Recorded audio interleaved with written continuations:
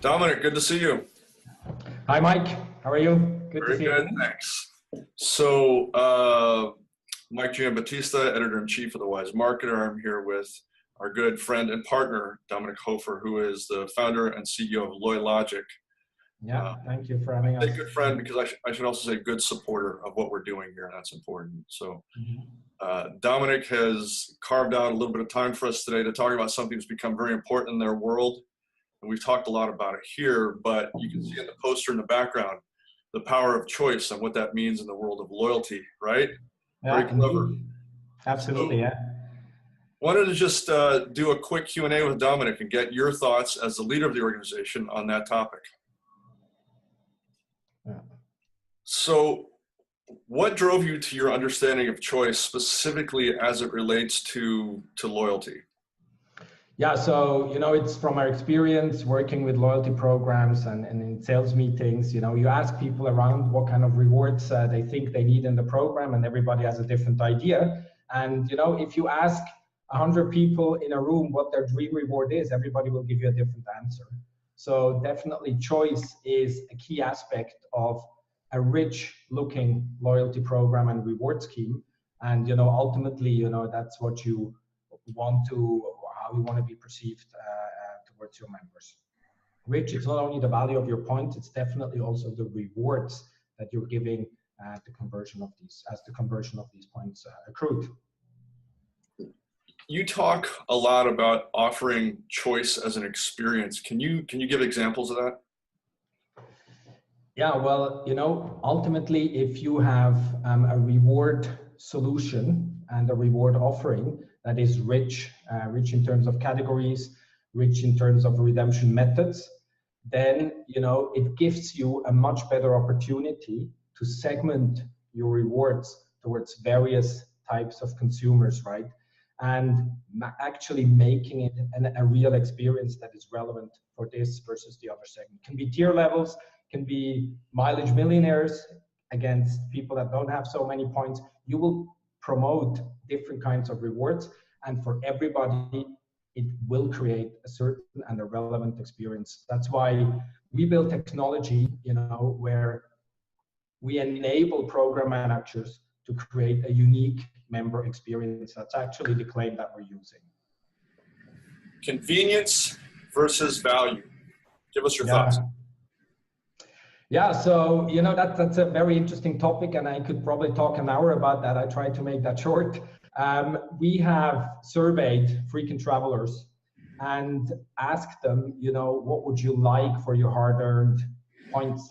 And typically you would expect they want value, good value for their hard-earned points. But we found out that there is about half of these surveyed members who gave us a response that, a program that gives me a way for flexibly redeeming my miles, in store, wherever I move, right? Not always go to maybe a reward shop and take an extra step, miles following me.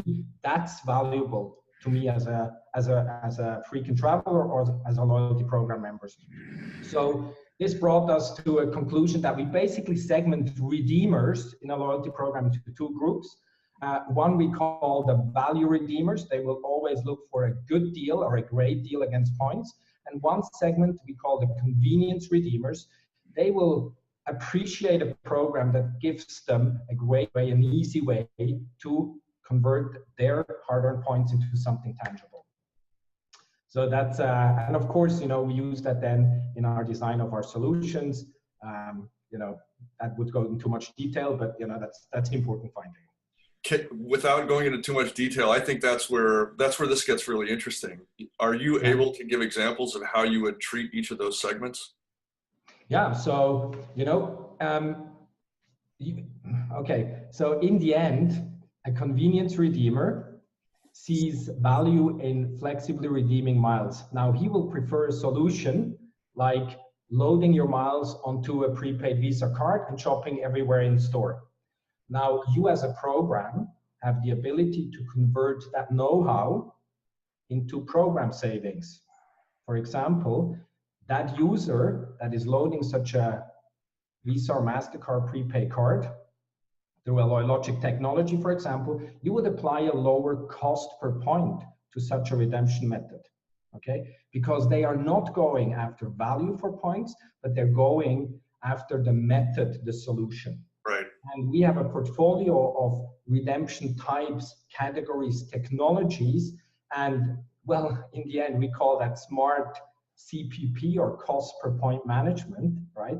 And we help programs to actually create business models around how we can appear and develop a very rich reward scheme, but at the same time, develop very substantial cost savings in our entire loyalty program. And that's really, you know, how we as Loylogic want to be perceived in the market. On one hand side, we create a unique experience to members, right? Which, you know, lets your program look rich. But at the same time, and that's the more important job that we're actually having, we need to work with you program managers, right?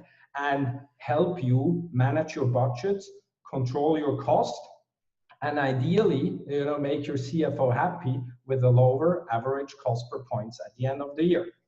That's where I think Loylogic excels, and that's why and how we build technology. So we're a media company. We focus on loyalty. We try and make that known, but we see an awful lot. We try and keep our finger on the pulse of what's happening in the loyalty world worldwide. And there are huge changes in the landscape, in platforms themselves. Certain big platforms that we thought would be here forever are going away entirely. And yet Loylogic seems to have found a niche, is growing, is becoming you know, a dominant player where you are. Yeah. How are you doing that? Yeah, I mean, it's a great question that, you know, I think the answer, you know, to your question is in innovation, right? And this is very close to our passion, right? So I think Loylogic developed as a company because we had new ideas that didn't exist in the market. And if you look at all the products that we roll out, they're all industry firsts, right? I'm not sure if you know that, but you know, the slider of points plus cash, Loylogic invented that many, many years back. Today, almost every company is using that. But you know, we love these things. It's easy to motivate Loylogic people with vision and great ideas. And I think we have learned to be very rigorous to ourselves in terms of you know, developing our solution. So we're really focused on the user experience. And commercializing it. All of it is commercialized, live in the market, and is delivering revenues to programs. And sometimes you need to make tough decisions. So some of our solutions that we're inventing and rolling out now, they will replace core solutions that Loylogic offers today. So we hope we will be here also many, many years forward, because we try to sort of renovate ourselves, if you can say that in English. And that's probably our recipe. Fantastic. Dominic, I want to thank you for your time. Dominic Hofer is founder and CEO of Loylogic, and a good friend and partner to the Wise Marketer. Thanks again. Thank you, Mike. Cheers. Again, cheers.